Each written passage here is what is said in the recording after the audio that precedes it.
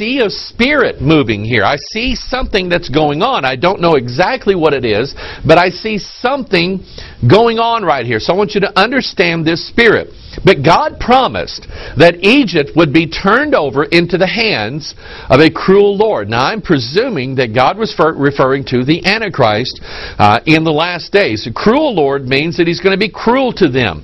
This is represented, I believe, by the Muslim Brotherhood. Now remember, the Muslims, these fanatical, radical Islamists, they believe that a kingdom is going to come on the earth. Boy, where have we heard that before? A new world order is going to come on the earth, and that one of these days their exalted leader called the 12th let's see, the number 12. The 12 consolations.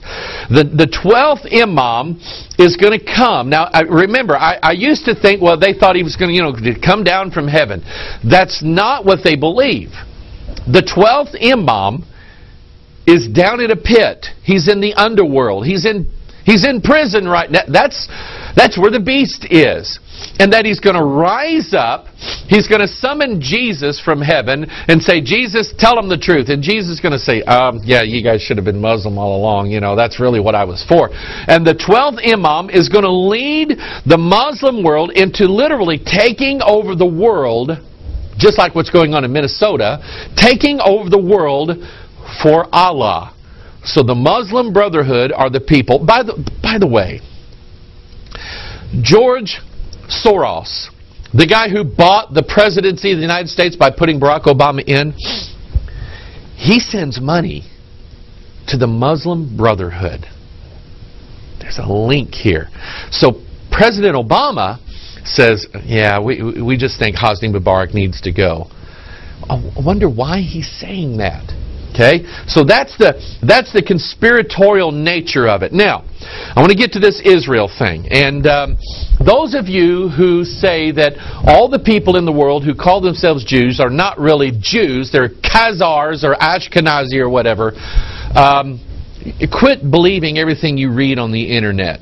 Okay, quit believing that, because what we really need to do, and I mean this as serious as possible, what we really need to do is pray for the peace in the land of Israel. Trust me on this one.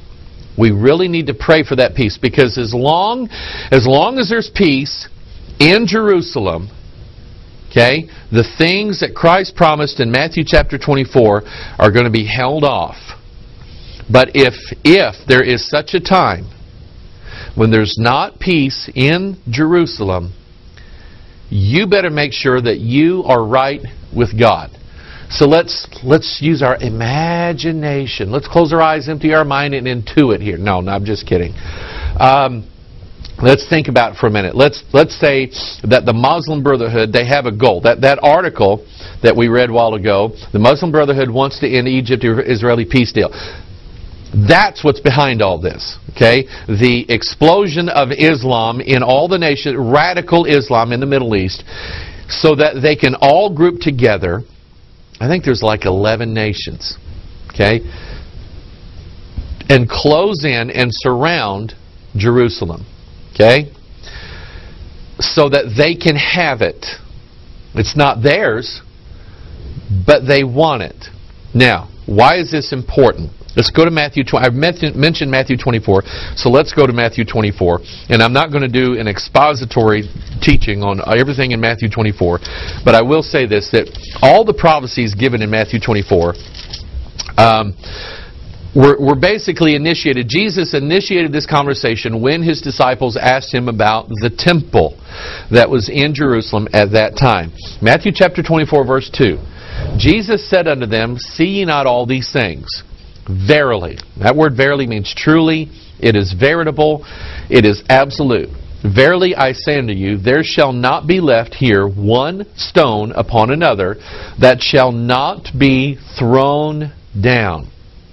And as he sat upon the Mount of Olives, the disciples came unto him privately, saying, Tell us, when shall these things be? And what shall be the sign of thy coming and of the end of the world? Now, so he makes this statement, and that causes the disciples to say, okay, tell us what's going to happen when this happens. Now, Here's what a lot of our non-millennial scholars, the people who don't believe the Bible, like to say. They say, now in AD 70, and they all have goatee beards and turtlenecks and they smoke pipes.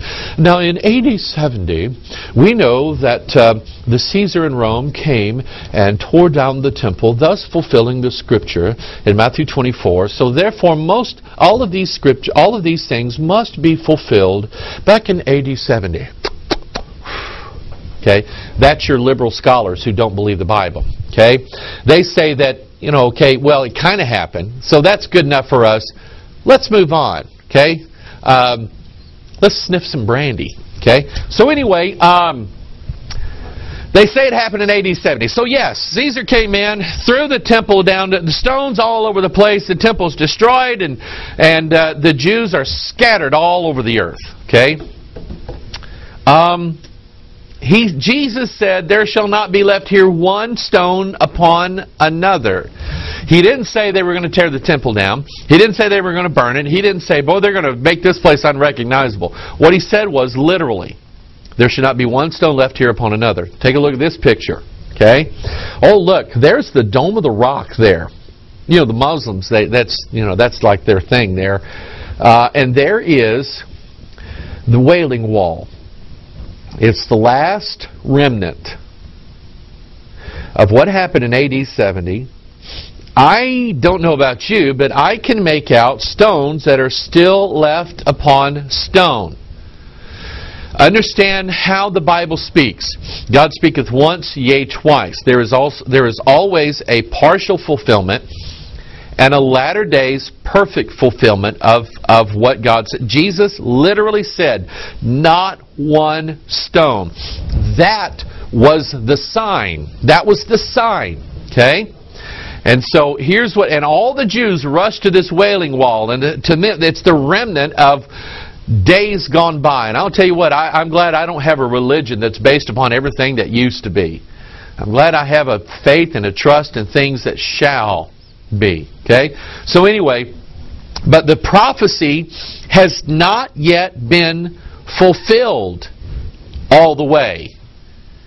It's left hanging there, right for us to see. So what is going to happen when these stones, for whatever reason, Jesus said Jerusalem is going to be surrounded with troops. Whatever reason, these stones start flying off of here. Okay? That is going to be the beginning